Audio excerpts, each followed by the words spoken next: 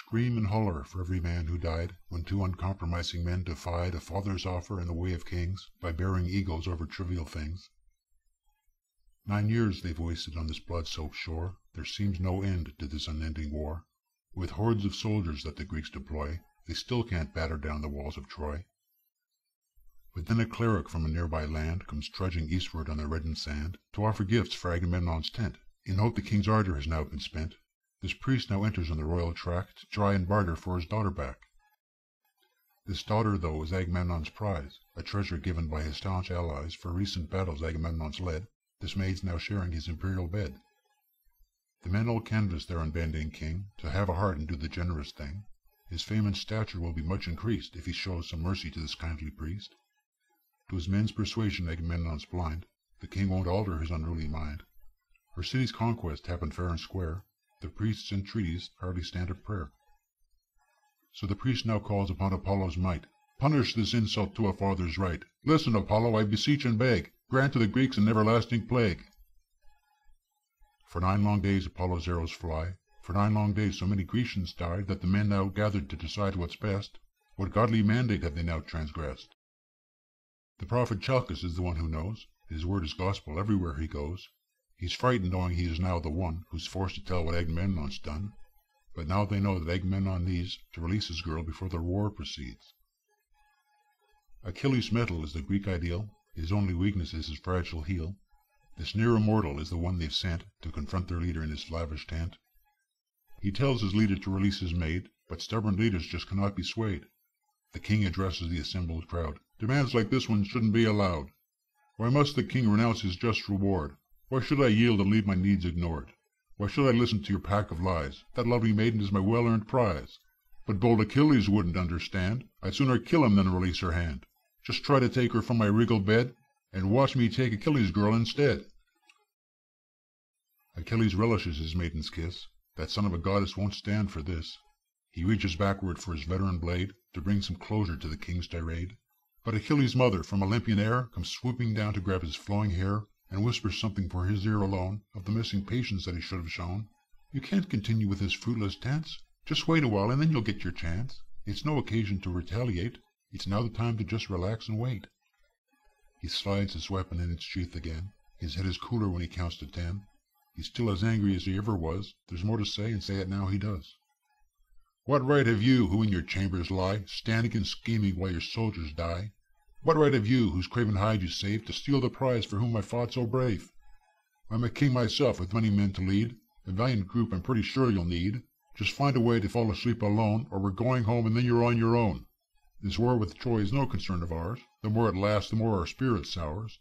You're trying hard to capture Helen back, but I wish you luck because our spears you'll lack. The king's opinion is by now well known. His answer is clear in his dismissive tone. Farewell, Achilles, if you're so inclined. Remember, though, to leave your girl behind. I'll steal from under your ignoble nose. You'll rue the moment that you dared suppose that a man like you could ever stoop to threat. I've never lost to an immortal yet. Apollo's shafts continue raining down. In blood and arrows all the Grecians drown. The men can't stand it for another week, so wise old Nestor rises up to speak. My brash young friends, please let me have a say before the mutinous thoughts give way. My ancient counsel might seem quite absurd, but better than you two have marked my word. Great leader, do not let your girl remain. Your nightly comfort isn't worth the pain. Apollo's arrows say she mustn't stay. Our men can't stand it for another day. Release her quickly to her father's care. The praise you'll garner is beyond compare. And commit no plunder to Achilles' bed. His girl's enamored of the man she's wed. Just leave Achilles to enjoy his prize, or she'll keep us up with her incessant cries. You do deserve great reward, that's true, but great Achilles needs rewarding too. And Achilles, valiant and immortal lord, be still a moment and withhold your sword. You shouldn't treat our mighty king this way. His right to govern you must not betray. Return at once to your congenial tent, and thank the gods that no more blood was spent. Agamemnon yields to Nestor's wise demand, and returns his woman to her father's land. The priest sends blessings to his royal foe, and he asks Apollo to retire his bow. Agamemnon's brooding in his empty bed, and he calls two heralds for a job they'll dread. He hasn't spoken to Achilles yet, and he hasn't offered to withdraw his threat. Achilles sulks beside his smallish tent, and wonders loudly where his fortune went. He'll lose the maiden that his battles won. By the king's big ego he's again outdone. His turgid temper's in a mighty whirl, as the king's 2 heralds come to take his girl. The men aren't anxious to perform this task. To rob Achilles is a lot to ask. By causing insult to this man's renown, his angry temper just might cut them down. They see him scowling and they stop and freeze. But the morbid general puts their minds at ease. He quickly senses that the men aren't thrilled. If he tries to stop them, then they'll both be killed. This way, my friends, and come collect your prey, but I mustn't see her as she's led away. Now brash Achilles won't give in to fate. His things you shouldn't misappropriate.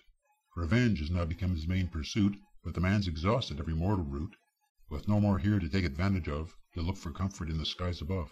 He lifts his head to get his mother's ear, so she'll say to Zeus just what he needs to hear. His call to heaven meets with great success, and his mother flies to hear her son's distress. She tells Achilles that he must abstain. Don't help your leader in his grim campaign. Avoid a skirmish or a rash attack, and I'll speak to Zeus when he has gotten back. In 12 days' time the mighty Zeus returns. He hasn't bothered with his Greek concerns. And when he finally reassumes his throne, Achilles' mother gets him on his own, and grabs his knees and holds his dimpled chin, and speaks to the trouble that her son is in. She pleads all morning right in Zeus's face, for intervention in Achilles' case. What supple words the wily goddess uses! What unctuous charm Achilles' mother oozes! Immortal Jove, why don't you rest your feet? And look, I've brought you something sweet to eat. You seem exhausted from your recent trip. These lengthy journeys you should really skip. The scene of Troy has gotten out of hand. This lengthy war is not going quite as planned. Agamemnon's manner isn't helping much. Achilles' prospects need your royal touch. Please help the Trojans to defend their girth, so they'll all discover my Achilles' worth. As Zeus considers what the goddess wants, and tries ignoring all the charm she flaunts, he knows exactly what his own wife thinks. She screams blue murder every time he blinks. He knows as usual he will soon succumb. He has a soft spot for Achilles' mum. He's now expecting tricky times ahead, but he seals the deal and bows his mighty head.